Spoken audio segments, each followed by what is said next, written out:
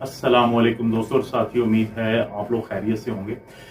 ये वीडियो उन लोगों से मुतल्लिक है जो दिल के मामलात में दिलचस्पी रखते हैं, क्योंकि ये एक नई जो साइंसी तहकीक है, नई इंफॉर्मेशन है, उसके बारे में है। बड़ी इंटरेस्टिंग चीज़ है, क्योंकि इसके बारे में ये जो स्टडी है, जिसका आपको पता है, नेक्स्ट जो भी मैं स्टडी की बात करूंगा इस चैनल पे, तो आपको लाजमी डिस्क्रिप्शन में मैं लिंक दे दिया करूंगा ताकि आप लोग भी उसको स्टडी किया करें। अब ये जो चीज नई जो तहकीक है, ये अमेरिका में हुई और इसमें क्या किया गया कि मरीजों को दो हिस्सों में तकसीम किया गया।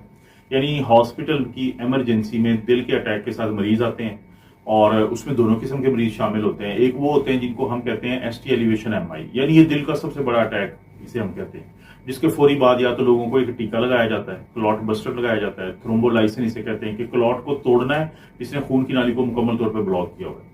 या फिर क्या होता है कि उसको एंजियोप्लास्टी करते हैं, प्राइमरी एंजियोप्लास्टी के फौरी तौर पे एक लेके जाते हैं कमरे में, वहां पे जाके ये सुन करके, तो ये रेडियल आर्टरी होती है और जो हमारी टांगों के दरमियान है उसे फेमरल आर्टरी कहते हैं, लेकिन अक्सर रेडियल आर्टरी से डालते हैं, कैथेटर नाली डालते हैं, वो आपके दिल के लेवल पे जाती है। वहां जाके पहले देखते हैं एक्सरे के जरिए कौन कौन सी नाली बंद है और फिर उसको खोल देते हैं। इसको हम कहते हैं प्राइमरी एंजियोप्लास्टी। तो या तो ये अटैक आते हैं या फिर वो अटैक आते हैं जिनको हम कहते हैं नॉन एसटी एलिवेशन एमआई। फर्क क्या है हम लोगों के समझने के लिए कि दिल की जो नाली होती है खून की, जिनको हम कोरोनरी आर्टरीज कहते हैं, वो मुकम्मल तौर पे तो ब्लॉक नहीं है, लेकिन ब्लॉकेज है जिसकी वजह से मरीज को सीने में दर्द हो रहा है और आगे दिल के पट्टों को नुकसान हो जाएगा अगर 1-2 घंटे के अंदर इस रुकावट को बेहतर ना किया गया। तो इस तरह के मरीजों को आम तौर पे हम मेडिकल की ट्रीटमेंट देते हैं, दवाइयां देते हैं, फिर उनको रखते हैं हॉस्पिटल में और बाद में फिर कोशिश होती है कि इनकी एंजियोप्लास्टी कर दी जाए उसी दाखिले के अंदर ही। ये रूटीन है पूरी दुनिया की में भी, अमेरिका में भी। तो ये जो होती है इस तरह से काम होता है। लेकिन अमेरिका में क्या किया गया कि अमेरिका में काम किया गया कि इस तरह के जो मरीज आते थे उनको दो हिस्सों में तकसीम किया गया।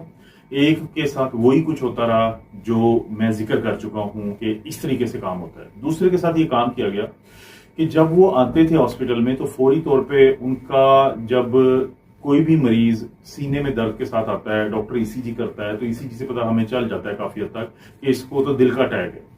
तो हम क्या करेंगे कि उसको लेके जाएंगे उस कमरे में, फिर साथ सबसे पहले उसकी एंजियोग्राफी करते हैं। एंजियोग्राफी एक टेस्ट होता है और एंजियोप्लास्टी इलाज है। एंजियोप्लास्टी का हिस्सा एंजियोग्राफी है, लेकिन एंजियोग्राफी क्या होता है कि हम एक्सरे की मदद से वो जो खून की नाली के अंदर हमने नाली डाली थी, कैथेटर डाला था, प्लास्टिक की ट्यूब डाली थी, तो हम देखते हैं एक्सरे की मशीन पे कि कितनी नालियां बंद हैं और कितनी शिद्दत से, सिवियरिटी से बंद है। इसको एंजियोग्राफी कहते हैं।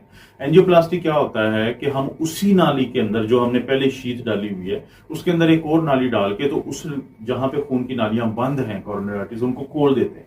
इसे एंजियोप्लास्टी कहते हैं। लेकिन क्योंकि डर होता है कि आपने तो खोल दी एक दफा, कैसे खोलते हैं कि जो नाली अंदर डालते हैं उसकी टिप पे, उसके आखिरी कोने पे जो दिल तक गया है कोना, तो वहां पे एक बैलून होता है, एक गुब्बारा होता है, उसको फुला देते हैं।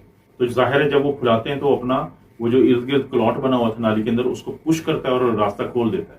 इसे रीस्टीनोसिस भी कहते हैं कि दोबारा से जो है रीकैनलाइजेशन कहते हैं इसको, कि दोबारा से वो रास्ता खुल जाता है। रीस्टीनोसिस इसका अपोजिट है कि वो दोबारा बंद होने का डर होता है। क्यों?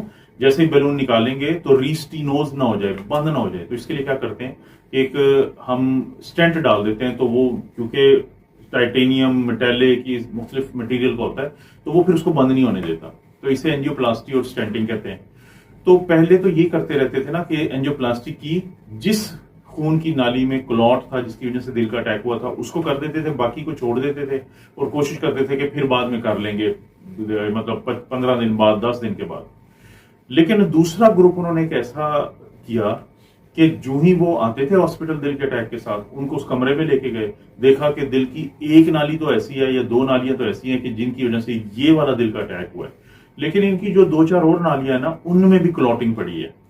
तो क्या करते थे अब कि इस ग्रुप की ना सिर्फ उस नाली को जिसकी वजह से दिल का अटैक हुआ है, बल्कि जो बाकी भी नालियां उनके अंदर भी स्टेंट डाल देते थे, ताकि दोबारा ये इस कमरे में लाने की और ये प्रोसीजर करने की जरूरत ही ना पड़े। तो हैरान कुन रिजल्ट ये सामने आए कि वो ग्रुप जिसके अंदर उसी वक्त सब कुछ कर दिया गया, उनके अंदर अमवात कम हुई दिल के मजीद अटैक की वजह से। लेकिन वो ग्रुप जिसके अंदर सिर्फ दिल की उस नाली को खोला गया था कि जिसकी वजह से अटैक हुआ था और मरीज को अस्पताल लेके आए थे, उसकी ईसीजी में कुछ तब्दीलियां थी, फिर जब एंजियोग्राफी की गई तो देखा गया हाँ ये ईसीजी की जो तब्दीलियां हैं, यही जो मरीज की खून की नालियां बंद है तो उसको खोलते थे।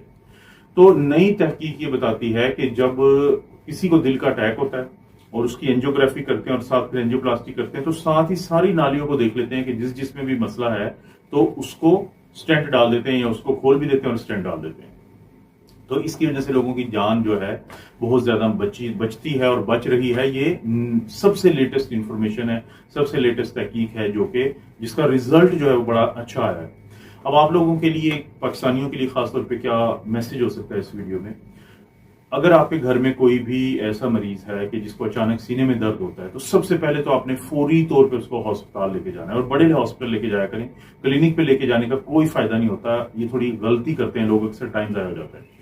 खासतौर पे वो मरीज जिनको पहले से शुगर है, ब्लड प्रेशर है, या दिल से के पहले भी मरीज हैं, या फिर उनको कोलेस्ट्रॉल का मसला रहता है, मोटापा है, सिगरेट पीते हैं, फैमिली हिस्ट्री है, उम्र ज्यादा है, यानी फैमिली हिस्ट्री दिल के अटैक की, तो इस तरह के मरीज को फौरी तौर पे बड़े हॉस्पिटल लेके जाएं। जैसे अगर मैं लाहौर की बात करूं तो लाहौर में आप कोशिश करें जिन्ना हॉस्पिटल ले जाएं, वहां पे दिल का सारा कुछ अरेंजमेंट है।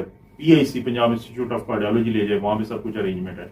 तो बड़े अस्पतालों में मियो हॉस्पिटल है या प्राइवेट भी सारे बड़े बड़े सेटअप्स हैं, एक तो फौरी तौर पे वहां लेके जाएं। और अगर आपको बताया जाता है कि आपके मरीज को दिल का अटैक हुआ है तो इनकी फौरी इसके इलाज की जरूरत है, तो कोशिश करें उनसे एंजियोप्लास्टी की जरूर बात करें।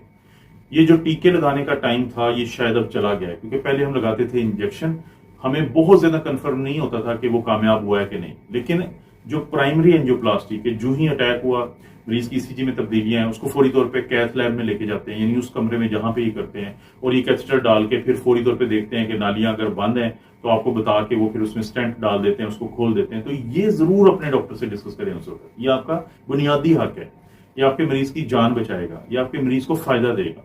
लोग क्या करते हैं, लोग घबरा जाते हैं, लोग कहते हैं नहीं नहीं हमने कोई एंजियोप्लास्टी नहीं, आप सिर्फ दवाई दे दें, जिससे कुछ ही दिन के बाद फिर मरीज को नुकसान हो जाता है। तो ये एक पाकिस्तानी के तौर पे इस वीडियो से आप इस तरह का मैसेज, क्योंकि जो नई तहकीक होती है थोड़ी सी पेचीदा होती है, इसलिए हो सकता है कि जो मैंने शुरू में बताई सारी बातें आपके लिए मुश्किल हो इसको समझना। लेकिन ये जरूर समझें कि अगर आपके घर में किसी को सीने में दर्द हुआ है, हॉस्पिटल लेके जाएं फौरी तौर पे, जितना जल्दी हो सकता है लेके जाएं, बड़े हॉस्पिटल लेके जाएं। और अगर वो कहते हैं कि ये दिल का अटैक है तो उनसे जरूर बात करें, जी ये प्राइमरी एंजियोप्लास्टी क्या होती है, ये स्टेंट रखना क्या होता है, ये मरीजों की जान बचाने वाले प्रोसीजर हैं। आपको पता है दोस्तों, इस चैनल पे दिल से मुतल्लिक इस तरह की वीडियोस आपको मिलती रहती हैं, तो आपसे दरखास्त है कि वीडियो को लाइक करें, चैनल को सब्सक्राइब करें। कोई वीडियो अच्छी लगती है तो दोस्तों और रिश्तेदारों से शेयर करने के लिए नीचे शेयर का ऑप्शन है, उसको जरूर इस्तेमाल करें। आप अपना और अपनी फैमिली का ख्याल रखें। अल्लाह ताला आपको और आपकी फैमिली को हर किस्म की बुराई, बीमारी और आजमाइश से महफूज रखें।